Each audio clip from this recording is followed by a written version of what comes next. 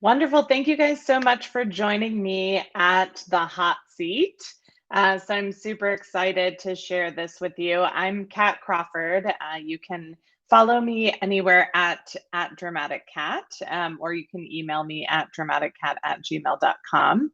And if you'd like a copy of the slides, you can check them out at bit.ly. The hot seat. Just remember that hot part is all caps, of course. And so I just can't wait to share this idea with you, but I want to tell you a little bit of how I got connected to all of this. I am part of the Washington, D.C. 2017 Innovator Group, and I'm also a certified trainer. I've spent the last 10 to 12 years working with teachers and traveling around the country training. But prior to that, I was actually a drama teacher for 10 years. So I want to tell you a little bit about how I learned the hot seat. So I got an opportunity to go to the International Baccalaureate training for drama teachers. They bring people together from all over the world to do this global, like level one, level two training. And one of the activities that we learned about was this hot seat activity. And I love the fact that it's actually like not what the name implies. It's really centered around giving every single student an opportunity to have a voice, and no one ever feels like they're in the spotlight by themselves. And because I taught middle school, this was, of course, something that I wanted to implement into my classroom immediately. But as I started working with teachers and adult learners, I started thinking about how could I translate the hot seat outside of just the drama classroom? How could this apply to adult learners, to teachers specifically, but also inside other classes, maybe tying in some other subject areas. So I've spent some time sort of practicing and honing the hot seat to work in those spaces, and I'm kind of ready to share that with you guys. So I'm excited to do this. This is kind of the first time I've shared this idea with a larger audience. So if you were to define it, the hot seat is an activity where participants collectively engage in a conversation as a two-sided group. The activity helps participants discover through their thoughts and feelings in a collective voice and build empathy for each other. And this is a huge element to it. And why I love design thinking so much is that empathy component. It can be probably the thing that we struggle with the most in building relationships and connecting with others. And so any activity that has that embedded, I am ready to take on. So there's sort of two ways to do this, because I know we don't often have the exact number of participants we want for every activity. So one is, as you kind of see in the image, there are a series of chairs, usually no more than 10 participants on either side. So a total of 20 participants, and then I would say no fewer than six. But I think 5 on 5 is kind of the ideal number. And then anything past 10, I just feel like it's a little bit too much chaos going on. So, and you'll see as I sort of develop the activity for you why that probably wouldn't work. But if you have a large group, in fact, I had a group of about 50 principals that I was working with last week, and we did this activity in the training. It works really well as a fishbowl. So everyone gets an opportunity to be in the hot seat, but they also get an opportunity to watch the hot seats. And so they sort of gather around the rows and participate. And so students and participants who are in the hot seat will actually take a seat in the chairs. The rows actually face each other, and you might want to leave a little bit of space in between and on the sides, just for people to kind of get comfortable. And once they're in this space, one side of the row becomes one person collectively, and the other side collectively is another person. And that's why I say it's kind of the antithesis of the hot seat, because you're never alone. And that's something that I really enjoy. You're all part of one conversation. Everyone's voice should be heard. I usually preface my hot seat by saying, I want to hear from everyone at least once. And if you're the type of person who would probably speak more than once in an activity like this, just be cognizant of those around you and make sure that you leave space for everyone. So, for your most talkative participants to those who hesitate to participate in an activity like this can be a great opportunity for them to grow and find balance in those types of activities. Try not to interrupt anyone unless it's part of the character. The unique thing about the hot seat is that anyone can talk at any time as their character, sort of relaying either to the person across from them as the character, or even building on the person next to them, which is really interesting. So I love when you see almost like a volleyball, right, where they sort of pass 3 times on their own court before pushing it over the net. It's sort of that feel, and they're building on each other. That's really powerful. I do tell my participants not to interrupt unless it's a character choice, and they're really trying to prove a point by interrupting. As the facilitator, I always start the conversation off because that launching point can be really challenging. So I'm going to give you some ideas as to how you could do that. So I have a few rules for my hot seat, and they're probably kind of unconventional, but they're almost exactly the rules that I had for my drama classroom when I taught middle school. The first is art is never finished. I would tell my students, you can paint a painting for the rest of your life, but at some point I need you to turn it in so I can grade it. So I like to get into the kids' minds that they can continue to build on something. If I give them an assignment or if we're having this hot seat conversation, there's no end to a conversation. We can keep talking forever and ever.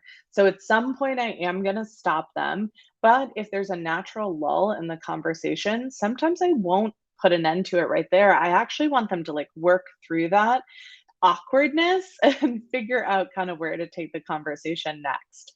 And that is really in that art is never finished, is just continuing to seek and dig deeper, and sending them down that path, which can be so challenging because usually I have a room full of students who are like, oh, I'm done, everything's good, I'm done. Or adults that are like, okay, I think we got it, we're ready to move on. And I'm like, oh, but I kind of want you to just go a little bit deeper than the surface. And that can be hard for some folks. So I think this statement really helps to signify that and is something that's an easy reminder.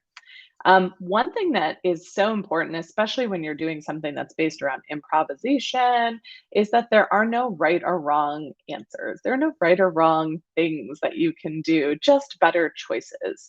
And we talk about that as we go through it. They know immediately when they say something, and the reaction from the other hot seat participants is either like laughter or shock that maybe they should have made a different choice or the impact of that choice on all the participants. So I just want them to feel comfortable in that space that, this is kind of a stage, if you will, and they're just sort of playing around with these choices and learning kind of as they go.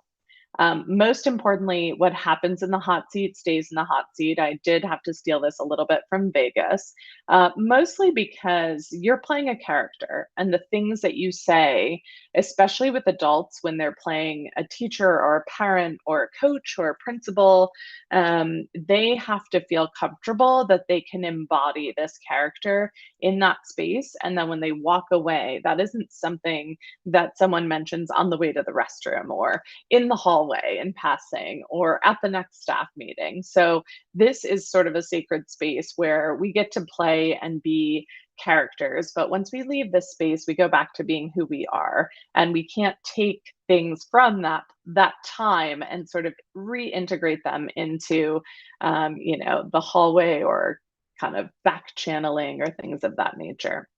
The hardest thing for folks is don't think, just do. So I have a lot of acquisitive faces as the hot seat is going on, and I can see those wheels are turning. And I really want to kind of get participants away from doing that, really just focus on just being there and just sort of going with it, as opposed to like thinking through, oh, should I say this or what happens if I do that, and just see what happens. And that's a real challenging strategy for most people. Why should I use the hot seat? Well, the focus is never on one person. So that is huge. It allows people to share their voice. Like I said, everyone has an opportunity. It builds that empathy for different people and situations. In fact, the ones that I ran with principals, we were talking about how they were going to help their teachers kind of feeling overwhelmed and stressed with the school year. And they all left the feeling more connected to the issues that teachers were facing and more connected to the people that they work with just by going through the hot seat activity. It's also just kind of a new way to have class discussions. Sometimes we want to shake things up, try something different. It's interdisciplinary with the arts. And then also for adults, staff can practice challenging conversations. Last October, I traveled to Wyoming and I was working with a school district that had a ton of new teachers because they had a mass exodus and retiring. And all of these new teachers had never done parent teacher conferences, and that was coming up. So they asked, could we use the hot seat to practice having some of our most challenging conversations with parents in this space? And it was so incredible to just watch them say things and do things that they didn't even realize like that was going to come out. Just an example, and I know I just said that what happens in the hot seat lives in the hot seat, and I won't use too many specifics here, but one of the teachers referred to a student as little Susie, like she was an elementary teacher, and she's like, little Susie doesn't, and the parent was like, don't call my child little anything. And then all the other parents kind of collectively came in and was like, yeah, that's super rude. And like the teacher, you could see all the teachers just like reacting to that moment. And thankfully that happens in that kind of hot seat space, right? And not at a parent teacher conference or not in an email exchange or on the phone. So it's a great opportunity to kind of practice those things. So what does it look like in the classroom? Well, in the seats could be like an established character, maybe something from a book that you guys are reading, or a character from a historical event. Maybe it's an expert. So think, doctor, scientist. Maybe it's a historical figure. Maybe it's a new character that you're developing in like a creative writing class. So I start all my groups off with a big sheet of posted paper, or you can do it on like a dry erase board and a stick figure. And then I ask them a series of questions. So I say, how old is this character? And this strategy can be really helpful when you're working with students and adults, is you let multiple answers kind of flow through the room, and then you self-select the story that's going to work best. Right. And so, yes, you will get the most absurd answers to some things, but just don't choose those. Right. So, you can kind of have the filter there, but letting kids feel like they're able to kind of share all these crazy ideas. And they'll start to see too, if all of these crazy ideas are being thrown out there, but it's only certain ones that are ending up on the board, they will redirect themselves. Trust me, it works with adults too. What do they do for a living? Where do they live? And get detailed, like what does their house look like? How long have they lived there? It just helps them sort of frame this character in their mind. And the nice thing is, if you're doing it for something they're actually connected to, like a play or a book that they're reading, some of this information is already going to be embedded in what they've learned, and some of it they have to make up. And that is really exciting for kids to be able to kind of intermingle that. What kind of pets, family, hobbies, gender, name, who are they close to? What is something they struggle with, or something big that just happened in their life? Like, what was that big thing? And once you kind of paint that picture of each character that's going to be in the hot seat, students are able to have a conversation and sort of relate to that character. They'll draw upon things that they see on the board from their stick figure character and bring them into the conversation. And it's super powerful and allows it to feel very real for them. Sometimes we use the sort of the struggle piece as the conflict, and we're going to get to that in a little bit, just sort of like how you center things around that conflict piece. For staff members, it could be a teacher, parent, instructional coach, counselors. On the right, you'll see my sticky page from the other week, and we were talking about instructional coaches, and you'll see the feet of the teachers as they were lined up in their hot seat. So we asked the same kinds of questions as we're developing this character. So this was a male coach, 35 years old. He used to teach social studies. He coaches basketball. He has a hard time connecting with his other teachers that he's supposed to be an instructional coach for, because he's really young. And so they're like, oh, well, I've been teaching for 18 years. So what do you know? And so it was a really kind of interesting conversation for them to all play this coach and this teacher that the teacher was supposed to be coaching. Lots of conflict. So you need to have some kind of conflict. It guides the conversation. to being exciting and sort of keeping the students involved. So on the student side, it could be like predicting a story line in the book or a moment in history between two famous people, or maybe it's addressing a moral or ethical impact in science, mock job interviews, creating new characters. What if the hot seat is in like Spanish or French or German or Chinese? Like you could have so many different amazing opportunities for students to practice their language skills.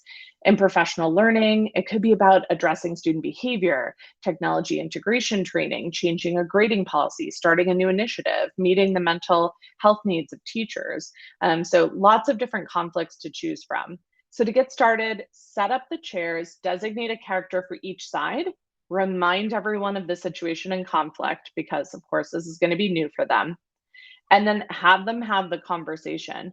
Once you're done, ask the participants to bring the conversation to a close and spend some time debriefing the activity. This is also a great time to remind them about what happens in the hot seat stays in the hot seat because they're going to be so excited. I can't believe you said that, or I can't believe this happened. It's amazing. When you get started, though, I want to say it's so important to be able to get them started with like a little first line that sort of sets the tone for where to go next. So this is an example first line that I used when we were talking with a teacher was talking with a principal or with a parent. And so I said, as the teacher, thank you for joining me today, Mrs. Smith. We'd really like you to be a thought partner about how we can address Stephen's behavior in class. And I specifically used education jargon in the conversation to create that conflict or disconnect. And the first thing that the person playing the parents said was, thought partner, what's that? And so it immediately started the conflict and was really, really incredible. So sometimes we do that when we talk to parents. We use education jargon they don't know about.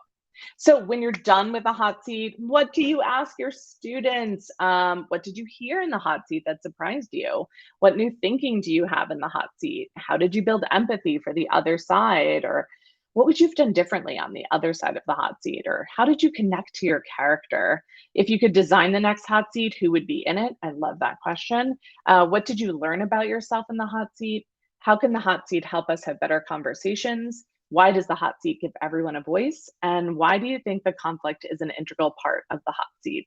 So these are some things that you can definitely use in the classroom. I'd love to take any questions. I definitely see a lot of great things happening in the chat, so I'm excited to dive in and connect with you all. So thanks so much for dropping those ideas and sharing how you might use this.